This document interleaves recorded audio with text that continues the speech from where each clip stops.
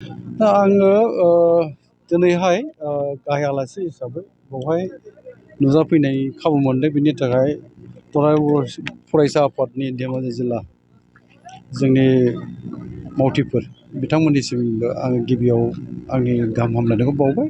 आङो जागायजेननायनिफ्रायनो जोबजासिम गेलेनायखौ नायबाय आरो दिनैनि बे जि मोनसे दुलाराय बर' फरायसा आफादनि बानजायनायाव बड'फानि गोजोरथियारि जि मोनसे मावथांखि, बे आयदाखौ बिथा खालामनानै दिनै जोंनि उन्दै उन्दै जाखांबोनाय उन्दै गथ'फोरनि जि मोनसे 13 बोसोर बैसोनि सिंनि गेलेनाय जोलुर बादायलायनाय, बेयो दिनै जोबथा गेलेनायमोन आरो बियो सिमेन्ट आरो सिला फोथारनि गेजेराव बादायनाया जादोंमोन। दाथ' रिजाल्टखौथ' नुनायानो जाहैबाय 4-1 बेवहाय देरहानाय जाहैबाय सिमेन्टआ।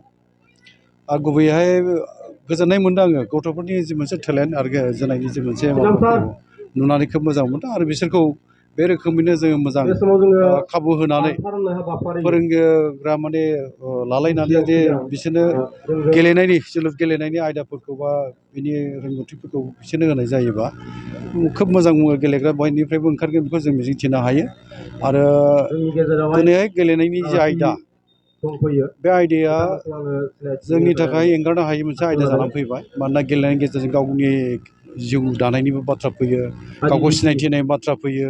बे खाबुफ्रा दिनै फैनो हमदों। ओंखायनो जोङो बुंनांगोन जे जोंनि जाखांबोनाय बे उन्दै उन्दै गथ'फ्रा जायफ्रा गेलेनो गोसो दङ, मोजां टेलेन्ट गोनां गथ'फोरखौ जोङो खाबुखौ होथारनांगौ आरो मोजां जोङो फिथाइ मोनहैनायनि लामा दङ।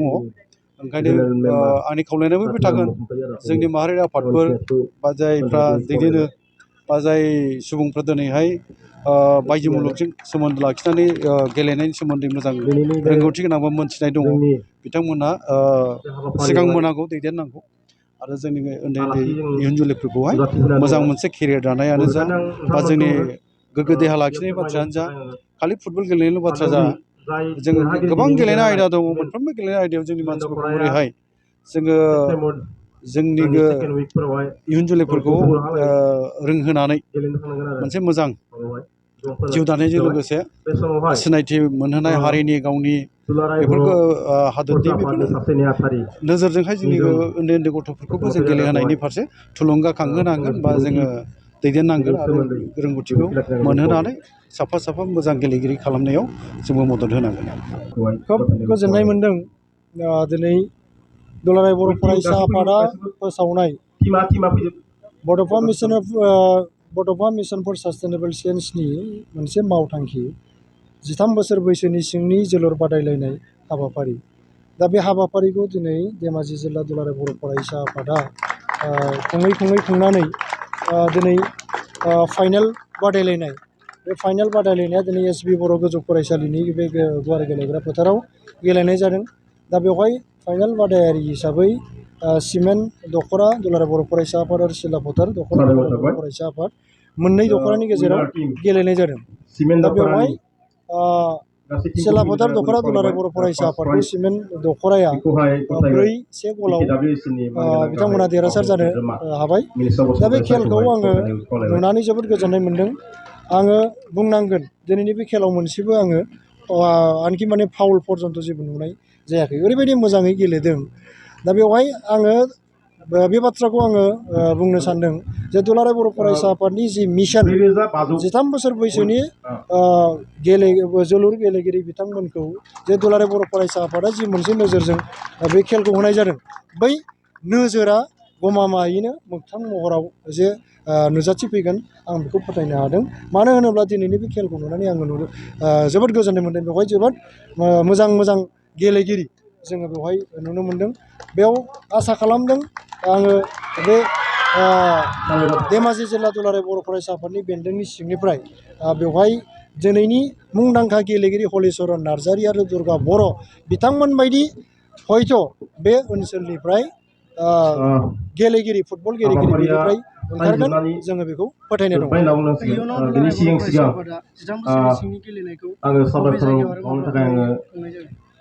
बेखौ दुलाराय बर' फरायसा आफादा थि खालामनानै लाबाय। जोङो जिल्लाया जिहेथुके जोंना गोबां जायो, आरो गोबां गोजान गोजान जायगायाव थांलाय फैलायनि उसुबिदा बेवहाय गोबां दङ। दा बेखौ नोजोर बोनानै दुलाराय बर' फरायसा आफादा जन हिसाबै जोङो बानायना होनाय जादों। दा इस्ट जन हिसाबै जोङो धेमाजि जिल्ला, लखिमपुर जिल्ला, बिश्वनाथ जिल्ला आरो सनितपुर जिल्ला बे मोनब्रै जिल्लाखौ लानानै जोङो इस्ट जन हिसाबै लानाय जादों। दा बे मोनब्रै जिल्लानि जोङो गेजेर जायगायाव जेरै गहपुराव जोङो बेखौ लानाय जागोन। बेखौ जोङो अक्ट'खौ जोङो थि खालामनाय जायाखै। जोंनि गुबै थांखियानो जाहैबाय जोंनि दुलाराय बर' फरायसा आफादनि मिरुनिफ्राय खावलायहरनाय लेखायै जोङो बे थांखिखौ लादोंमोन। जा जोंनि थांखियानो जाहैबाय जे जों उन्दै उन्दै गथ'साफोरखौ बोरैहाय जों जौगाहोनो हायो, फरायनायावनो हक जों गेलेनायावनो हक जों बोरै जौगानाय लामाखौ जों देखायनो हायो, बेयाव जों खामानि मावगासिनो दङ। दा बेनिखायनो बे जों गेलेनायखौ बे बादायलायनायखौ लानाय जादोंमोन। आरो जिहेतु जोङो जोंनि बर'नि गेजेराव गोबां बेबायदिनो गामि जों बेखौनो सेस्था खालामगासिनो दङ। बे जों दख'रा दख'रा बा गामि गामि थांनानै जोङो गोबां एवारनेस प्रग्रामफोर लाबाय थादों। जोङो नागिरबाय थादों सोरबा बहाबा गेलेगिरि मोजां दं नामा, सोरबा फरायनायाव मोजां गथ' दं नामा, जों बेफोरखौ नागिरबाय थादों। बहुद जोङो खामानि मावगासिनो दङ गामि गामि हाबनानै। दा बेखिनिखौ जों मावगासिनो दं आरो एबसु हिसाबै। जोंना मोनबा दख'राया बेयाव बाहागो लाफैदोंमोन। जिहेथु दिनैनि फाइनेल गेलेनायाव सिलाबाथार आरो सिमेन्ट सापरिनि गेजेराव 4-1 गलाव सिमेन्ट सापरिया देरहायो। जों ओरैनोथ' जोबोद जों दिनै मोजां मोनदों जे जों उन्दै उन्दै गथ'साफोरखौ लाबोनानै बेवहाय जों Under-13 जिहेथु बिसोरो हयथ' दिनै फुटबला मा बेखौ मोजाङै मिन्थिया। जों उन्दैनिफ्रायनो एसे जों गोख्रोङै बिथांमोनखौ फोरोंनो हायो नामा, बे सेस्था खालामनानै जोङो बिथांमोनखौ गेलेनायखौ बादायलायनायखौ जों लाबोदों। बेनिखायनो जोङो दा गोसोआव जोबोद गोजोननाय मोनदों जे उन्दै उन्दै गथ'फ्राबो खोब मोजां गेलेदों। मोनसे माने एसे नायनो माने मोजां मोनसे गेलेनाय देखायनो हादों बिसोरो। बेनिखायनो जों जोबोद गोजोननाय मोनदों। बाइक सालायनो मोजां मोनग्रा सुबुंफोरनि थाखाय मोनसे गोजोनथाव खौरां। जोबोद खम बेसेनावनो लननि गेजेरजों बाइक लानो हागोन। क'क्राझार जिल्ला सेरफांगुरियाव थानाय पंका एन्टारप्राइजआव मोनसे गोदान खाबु लाबोदों। फैगौ 30 आगस्तनिफ्राय 2 सेप्तेम्बरसिम पंका एन्टारप्राइजआव लन मेला खुंफुंगोन। बेनि गेजेरजों नोंथाङा बाजाज कम्पानिनि गुबुन गुबुन रोखोमनि गोदान गोदान बाइकफोरखौ जोबोद खम डाउन पेमेन्ट होनानैनो लनाव लानो हागोन। बारा नङा, गासै 10,000 डाउन पेमेन्ट होनानैनो नोंथाङा बाइकखौ मोनफुंनो हागोन।